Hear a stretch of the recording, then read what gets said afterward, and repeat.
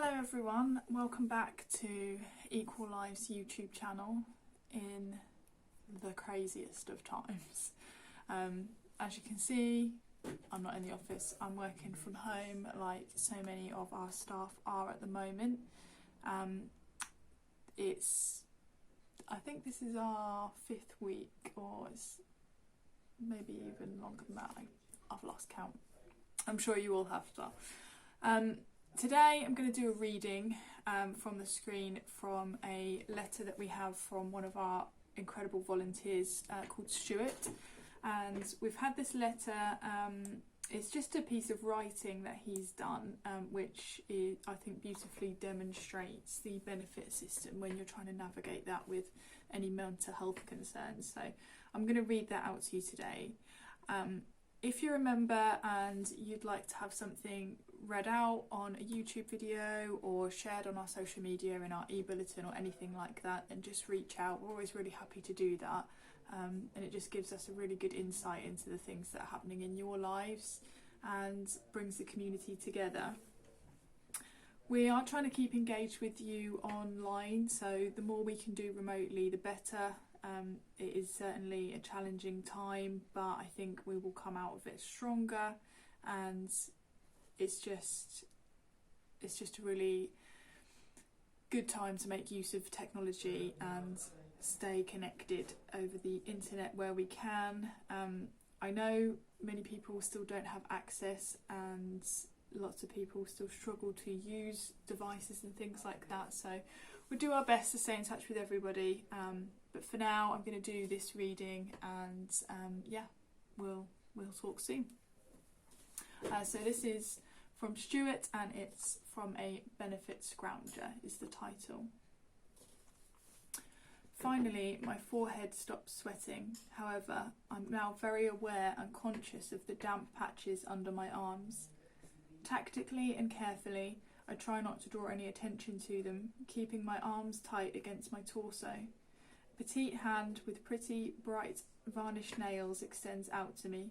Before I grasp it, I instinctively rub mine on my trouser leg. It doesn't seem to make any difference though.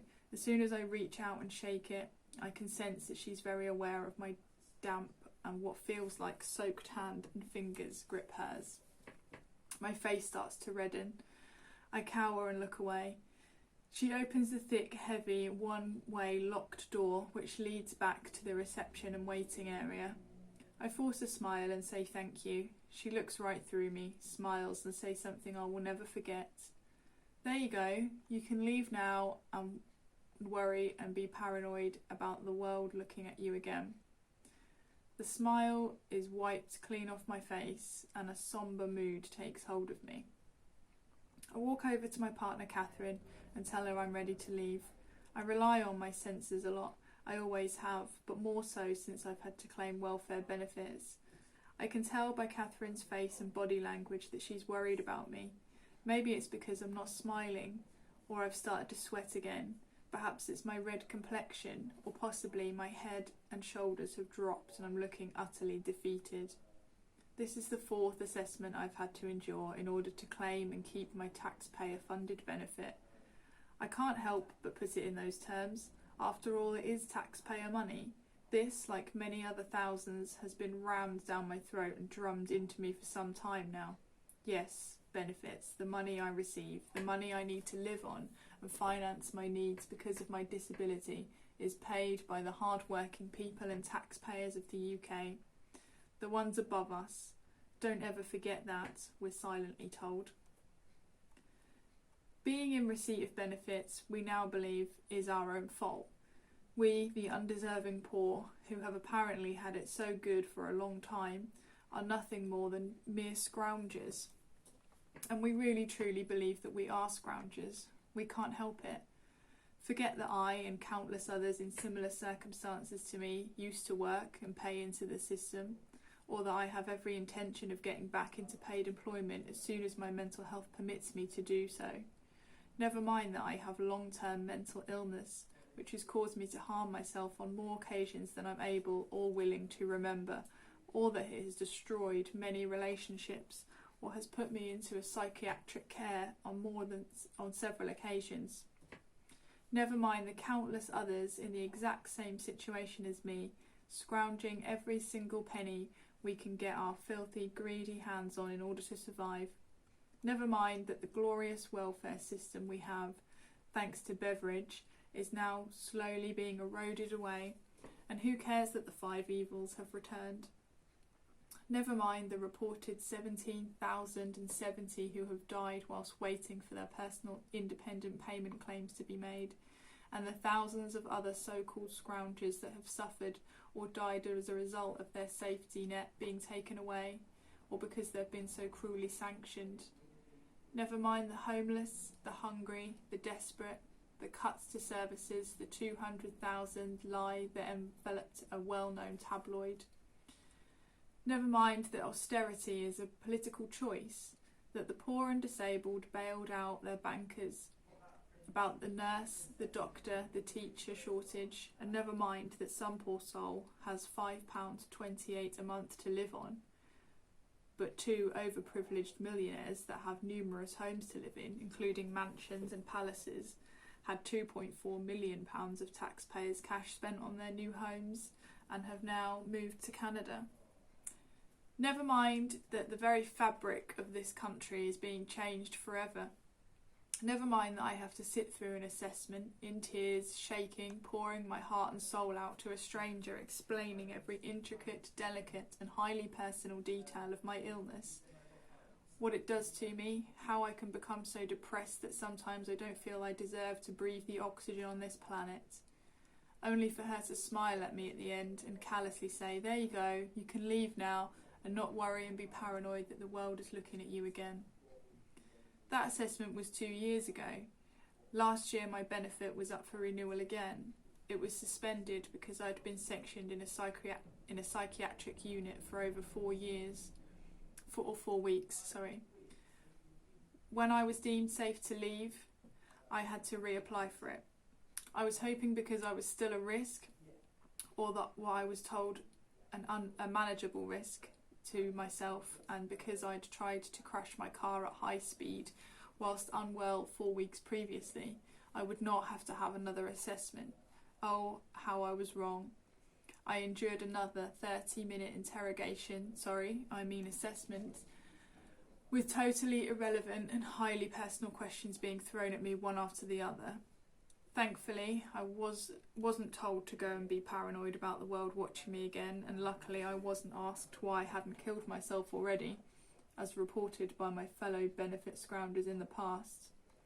Since claiming benefits, my senses have heightened and evolved beyond what is normal. Maybe I'm just paranoid. Perhaps this is a price to pay for scrounging off the public. I'm very aware when I'm out during the day that people are watching me. I sense their thoughts and I feel their brains ticking over and thinking, is this his day off work?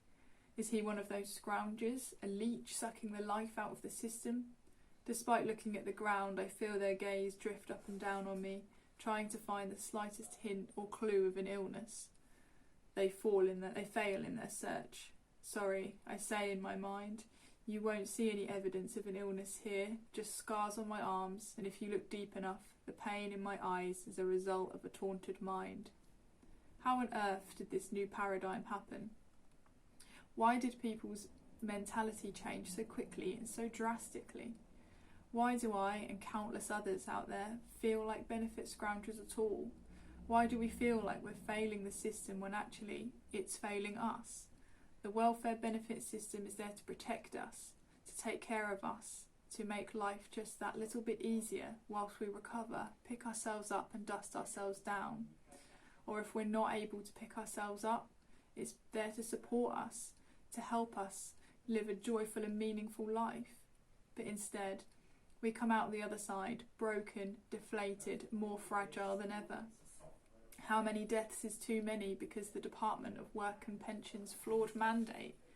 I know a man that died because his benefits were stopped.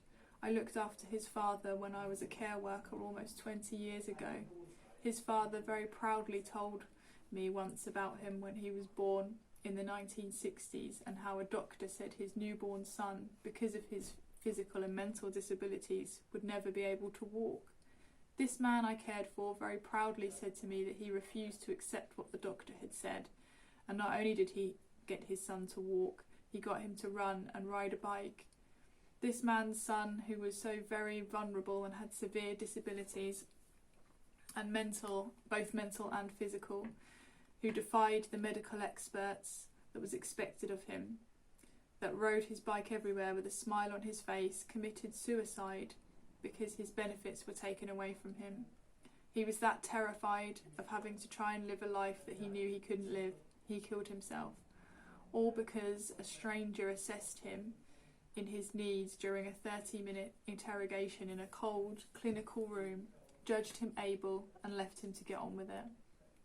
That, as far as I'm concerned, is one too many deaths because of austerity and because of this country no longer cares about its so-called benefit scroungers. This quote by the MP Will Crooks, which, although over a century old, sums up the current situation entirely and shows how nothing ever changes. Here in a country rich and beyond description, there are poor people beyond description. So I hope I was able to do that justice, Stuart. I did just change a couple of bits that might not have been safe for our YouTube channel, but I'm sure people noticed when I did that.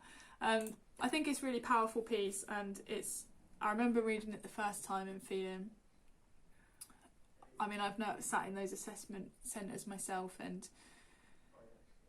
yeah, I think we've all got personal experience of that, and if we haven't, I think now in the current situation is a good time to reflect on when people need help from the government, it's not their choice.